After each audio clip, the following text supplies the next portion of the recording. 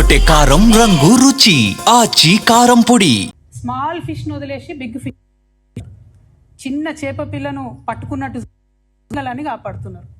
ఈ విషయం అంతా సృజన్ రెడ్డి అనేటోడు సీఎం బామ్మర్ది కాబట్టి ఈయనకు టెండర్లు వచ్చినాయి కాబట్టి ఈయన కోసం ఇదంతా చేస్తున్నారని. వాస్తవానికి ఏంటంటే నయని అనేటటువంటిది పెద్ద తిమింగలం మెగా కృష్ణారెడ్డి గారి కోసం, అది 25,000 కోట్ల అనేది. ఈ సృజన్ రెడ్డి అనే చిన్న చేప పిల్లకు 50 కోట్ల.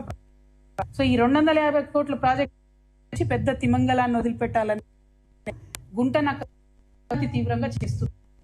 ఇక్కడ అంటే ఫస్ట్ నుంచి కూడా గారికి ఈ సృజన్ రెడ్డి ఇచ్చిందే, ఈ సృజన్ రెడ్డి అంటోనికి టెండర్ ఇచ్చిందే, ఈ సృజన్ రెడ్డి అంటోని కాంట్రాక్ట్ గుంట నక్క. ఆయన సృజన్ రెడ్డికి మొదటి కాంట్రాక్ట్ వస్తుంది. ఇదే సింగరేణి వచ్చినాయి బొగ్గు గనులు బీఆర్ఎస్ హయాంలో. అప్పుడు సృజన్ రెడ్డి రేవంత్ రెడ్డి బావమరదని. ఇవాళ నేనేమంటున్నా,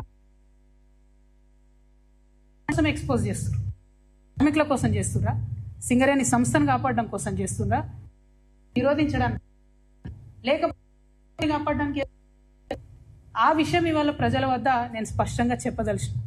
ఇంకొక మాట ఈ గుంటనక్క ఏమంటారు, ఎంత దారుణం అంటే it is an insult to entire Dalit community. I'm telling you.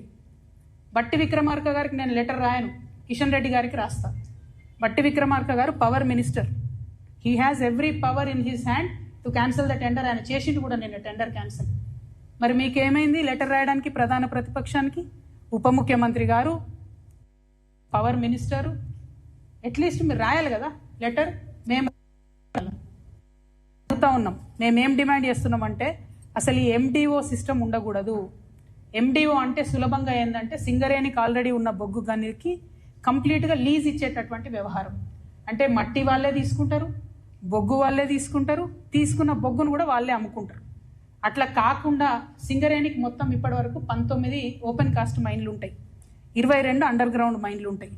ఈ 19 ఓపెన్ కాస్ట్ మైన్లలో వచ్చే లాభంతోనే 22 అండర్ గ్రౌండ్ మైన్లో అత్యవసరంగా వచ్చేటటువంటి లాభాలను సస్టైన్ చేస్తూ కంపెనీని నిలబెట్టుకుంటూ కార్మికులను కాపాడుకుంటూ ముందుకు పోతుంటారు. ఇప్పుడు ఉన్న మైన్లన్నీ మీరు వేరే వాళ్ళకి ఇచ్చేస్తే, ఆ ప్రాఫిట్ అంతా వేరే వాళ్ళకి వెళ్ళిపోతే సింగరేణికి ఏం మిగులుతుంది? ఇవాళ మేము చెప్తా ఉన్నాం, మార్చిలో కూడా సింగరేణికి జీతాలు ఇవ్వడానికి డబ్బులు లేవు. ఎందుకంటే అంతకుముందు బీఆర్ఎస్ గవర్నమెంట్లో 25,000 కోట్ల అప్పు ఉంది జెన్కో అని చెప్పి మొత్తుకునేది రేవంత్ రెడ్డి గారు సీఎం గారు. ఇవాళ దాదాపు 50,000 కోట్ల అప్పు ఉంది సింగరేణికి. జెన్కో నుండి రావాల్సింది, ట్రాన్స్కో నుంచి రావాల్సిన లెక్క పెడితే అవి ఇస్తలేరు. ఇవ్వకపోతే ఏం చేస్తుంది? సింగరేణి జీతాలు ఇవ్వాల్సిన ప్రతిసారి కూడా బ్యాంకు పోయి అప్పు తెచ్చుకుంటాం, మళ్ళీ దానికి మిత్తి కట్టాలి, మళ్ళీ నెక్స్ట్ మంత్ జీతాలకు మళ్ళీ పోవాలి, మళ్ళీ అది బర్డెన్ అవుతుంది. సో అల్టిమేట్గా ఆల్రెడీ నష్టాలలో ఉన్న సంస్థను పూర్తిగా కిల్ చేసేటటువంటి ప్రయత్నం తప్పితే ఇది సింగరేణికి కానీ, సింగరేణి కార్మికులకు కానీ, తెలంగాణకు కానీ లాభమయ్యే అంశం కాదు. మేము తెలంగాణ జాగృతి తరఫున బట్టి విక్రమార్క గారికి ఉత్తరం రాస్తా ఉన్నాం. ఎండిఓ సిస్టమ్ దయచేసి రద్దు చేయండి. మీరు ఆల్రెడీ 90 టెండర్స్ రద్దు చేసిండ్రు. Let Singareni do it's open cast in 90. ఎందుకు చేయలేం మనం? అక్కడెక్కడో రాజస్థాన్లో పోయి పవర్ ప్లాంట్ పెడతారు, ఇంకెక్కడో గుజరాత్లో పోయి ఇంకో ప్లాంట్ పెడతారు. ఒరిస్సాకు పోయి మీరు చేయండి ఓపెన్ కాస్ట్, ఎందుకు చేయరు? ఇప్పుడు ఈ ప్రైవేట్ కాంట్రాక్టర్ కూడా పోవాల్సిందే కదా. మీరు ఒరిస్సాకు పోయి ఓపెన్ కాస్ట్ చేస్తే అక్కడ వచ్చే ఉద్యోగం వచ్చే పిల్లాడు మనోడు వస్తాడు, తెలంగాణోడుకు 2 లక్షల రూపాయలు వస్తుంది, జీతాలు వస్తాయి, లాభాలలో వాటా వస్తుంది. ఆ లాభం 25,000 కోట్ల లాభం సింగరేణికి యాడ్ అవుతుంది. నా కార్మికుడికి ఆ లాభాలలో వాటా వస్తుంది. ఎండిఓ విధానం రద్దు చేయాలి. ఇదివరకు బీఆర్ఎస్ గవర్నమెంట్లో తాడిచెర్ల బ్లాక్ 1ని ఎండిఓ కింద ఏఎంఆర్ అనే కంపెనీకి ఇచ్చిండ్రు. ఇస్తే ఇప్పుడు అందులో లాభాలలో ఏ వాటా కూడా మనకు రాదు కదా. అది జెన్కోకి ఇచ్చిండ్రు, జెన్కో నుంచి ఏఎంఆర్కి ఇచ్చిండ్రు. ఏదొచ్చినా ట్రాన్సాక్షన్ వాళ్ళకైతుంది, మనకు పీనట్స్ వస్తాయి లీజ్ అమౌంట్. కోల్ అమ్ముకునే డబ్బు రాదు. మళ్ళీ ఘోరమైన విషయం ఏంటంటే తాడిచెర్ల కూడా గ్రేడ్ 9 కోల్, 9 కూడా చాలా మంచి గ్రేడ్ కోల్, 6,000 పైచిల్కు ఒక టన్నుకు ధర వచ్చే కోల్, 4,000 3,500 వచ్చే కోల్ కాదు అది.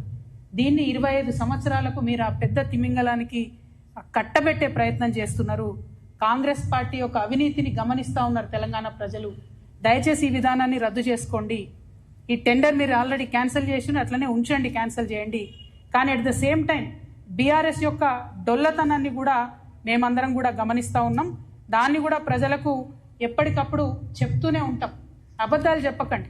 మీరు కాంగ్రెస్ని క్రిటిసైజ్ చేయండి, టెండర్లు రద్దు చేపియండి, కానీ ఏదో అంతకుముందు మేము మొత్తం చేసేసినాం కరెక్ట్గా, ఇప్పుడు అన్యాయం జరుగుతుంది అన్నటువంటి విషయాన్ని చెప్పకుండా వాస్తవాలు మాట్లాడితే బాగుంటుందని నేను కోరుతా ఉన్నా. ఇక గుంటనక్క గారు ఏం చేసిర్రు, నేను బట్టి విక్రమార్క గారికి రాయను కానీ కిషన్ రెడ్డి గారికి రాస్తా అని చెప్పారు. ఇన్నేళ్ళు పాలిటిక్స్లో ఉన్నారు కదా, ఇంత అనుభవం ఉంది కదా, రాష్ట్ర ప్రభుత్వం రికమెండ్ చేయకుండా సిబిఐ వస్తుందానండి? రాష్ట్ర ప్రభుత్వం అడగకుండా సిట్టింగ్ జడ్జి వస్తాడా? అంటే జస్ట్ షో. ఇక్కడ నుండి గుంటనక్క గారు మాట్లాడతారు, అక్కడ నుండి కిషన్ రెడ్డి గారు రెస్పాండ్ అవుతారు. రెస్పాండ్ అయ్యి వెంటనే ఆగ మేఘాల మీద ఒక కమిటీ వేసిరు. ఈ కమిటీలో ఒక మేడంని పెట్టిరు, ఆమెది పెద్ద ర్యాంక్ ఉంది, ఆమె చేసినా కూడా బాగుంటుంది. కానీ ఇంకొక ఆయనని పెట్టిండ్రు, మారుపల్లి వెంకటేశ్వర్లు అనేటటువంటి వ్యక్తిని పెడితే వారు AGM rank, assistant general manager rank. ఆయన ఇక్కడ నుండి కోల్ ఇండియాకు పంపించారు. ఆయన ఆల్రెడీ అసిస్టెంట్ జనరల్ మేనేజర్. ఆయన ఇక్కడికి వచ్చి ఎవరిని అడుగుతాడు చెప్పు? తప్పు చేసిన వాడిని సీఎండీని అడుగుతాడు? ఆయన సీఎండీ గారితో మాట్లాడతాడా? మాట్లాడిన రిపోర్ట్ ఇస్తాడా? ఎందుకంటే ఈయన డిప్యూటేషన్ మీద పోయిండు, అయిపోయినాక మళ్ళీ వచ్చి సింగరేణిలో పనిచేయాలి. తెరకొట్టే కారం రంగు రుచి ఆచి కారం పొడి.